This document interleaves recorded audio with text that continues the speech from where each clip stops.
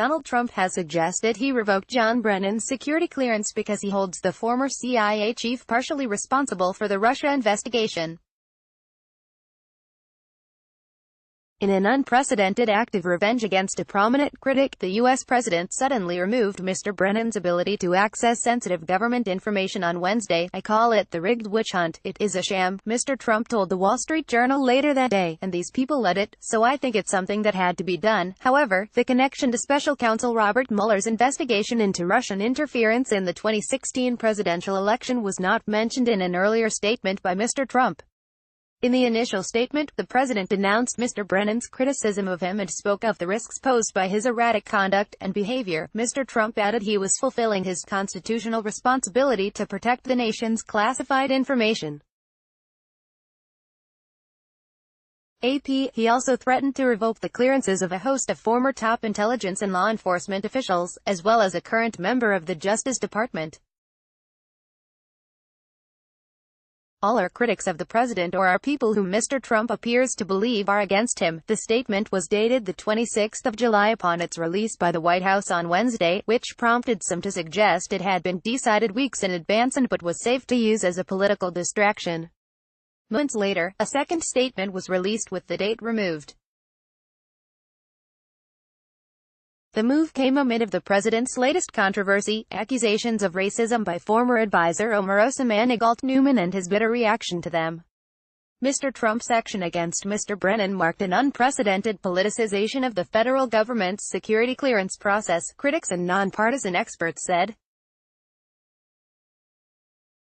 It also was a clear escalation in Mr. Trump's battle with members of the U.S. intelligence community, as Mr. Mueller's investigation into possible collusion and obstruction of justice continues. Trump aides discussing Trump using the racial slur. Democratic members of Congress, reacting to Mr. Trump's initial announcement, said his action smacked of an enemies list among fellow Americans and mimicked the behavior of leaders in dictatorship, not democracies. Mr. Brennan, in a phone interview with MSNBC, called the move an abuse of power by Mr. Trump. "I do believe that Mr. Trump decided to take this action, as he's done with others, to try to intimidate and suppress any criticism of him or his administration," he said, adding that he would not be deterred from speaking out. Mr. Trump, his statement read by his press secretary, accused Mr. Brennan of having leveraged his status as a former high-ranking official with access to highly sensitive information to make a series of unfounded and outrageous allegations. Wild outbursts on the internet and television about this administration. Mr. Brennan's lying and recent conduct, characterized by increasingly frenzied commentary, is wholly inconsistent with access to the nation's most closely held secrets, Mr. Trump said. In the WSJ interview, Mr. Trump said he was prepared to yank Mr. Brennan's clearance last week, but that it was too hectic. The president was on an extended working vacation at his New Jersey golf club last week. President Trump meets with Russian President Vladimir Putin in Helsinki. An advert from Finnish newspaper Helsingin Sanomat is on display in Helsinki. President Trump in a meeting with Finnish President Sauli Niinisto. President Trump meets with Finnish President Sauli Niinisto in Helsinki. President Trump talks with Finnish President Sauli Niinisto in Mantianiemi, the official residence of the Finnish president. U.S., Finnish and Russian flags fly in front of the presidential palace in Helsinki. Vladimir Putin gifts a football to President Trump. At the press conference that followed their meeting, Trump supporters hold banners during a demonstration in Helsinki. People protest for women's reproductive rights in Helsinki's Senate Square. A crowd watches the motorcade transporting President Trump through Helsinki. Russian President Putin drives through Helsinki on his way to meet with President Trump. A man in the audience of the joint press conference holds up a sign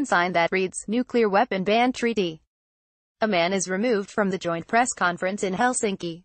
Security removed the man after he pulled out a sign that read, "Nuclear Weapon Ban Treaty."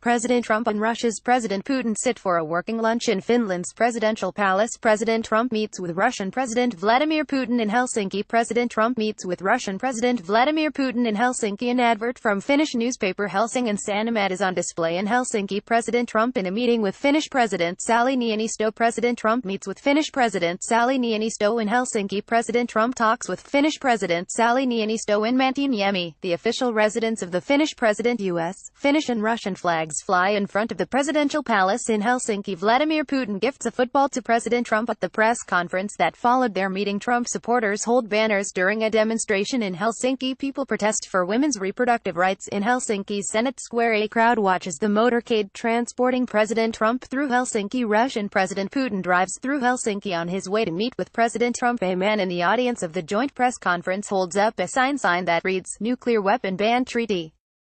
A man is removed from the joint press conference in Helsinki. Security removed the man after he pulled out a sign that read, "Nuclear Weapon Ban Treaty."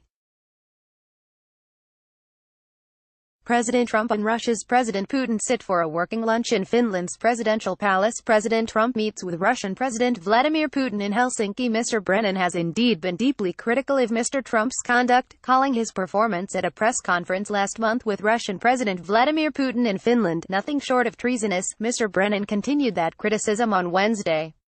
"I've seen this type of behavior and actions on the part of foreign tyrants and despots and autocrats for many, many years during my CIA and national security career. I never, ever thought that I would see it here in the United States," he said. Mr. Brennan said he had not heard from the CIA or the Office of the Director of National Intelligence that his security clearance was being revoked, but learned it when the White House announced it. There is no requirement that a president has to notify top intelligence officials of his plan to revoke a security clearance. The president has the ultimate authority to decide who holds a security clearance, the ODNI said in a statement. Former CIA directors and other top national security officials are typically allowed to keep their clearances, at least for some period, so they can be in a position to advise their successors and to hold certain jobs. Mr. Trump's statement said the Brennan issue raised larger questions about the practice of allowing former officials to maintain their security clearances, and said that others officials were under review. They include former FBI Director James Comey, James Clapper, the former Director of National Intelligence, former CIA Director Michael Hayden, former National Security Advisor Susan Rice, and Andrew McCabe, who served as Mr. Trump's deputy FBI Director until he was fired in March. Also on the list, fired FBI agent Peter Strzok, who was removed from the Russia investigation over anti-Trump text messages, former FBI lawyer Lisa Page, with whom Mr. Strzok exchanged messages, and senior Justice Department official Bruce O'Hr, whom Mr. Trump recently accused on Twitter of helping disgraced Christopher Steele find dirt on Trump. Mr. O'Hr was friends with Mr. Steele, the former British intelligence officer commissioned by an American political research firm to explore Mr. Trump's alleged ties with the Russian government. He is the only current government employee on the list. At least two of the former officials, Mr. Comey and Mr. McCabe, do not currently have security clearances, and none of the 8 receive intelligence briefings.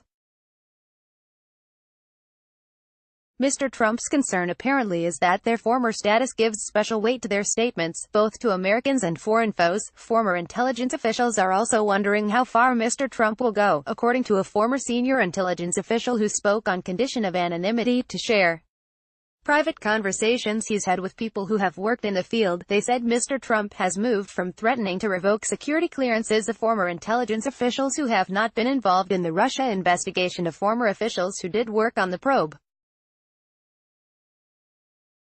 And they wonder if he will next choose to target those who currently work on the investigation, which Mr. Trump has called a witch hunt. The CIA referred questions to the White House. Mr. Clapper, reacting on CNN, called Mr. Trump's actions unprecedented, but said he didn't plan to stop speaking out.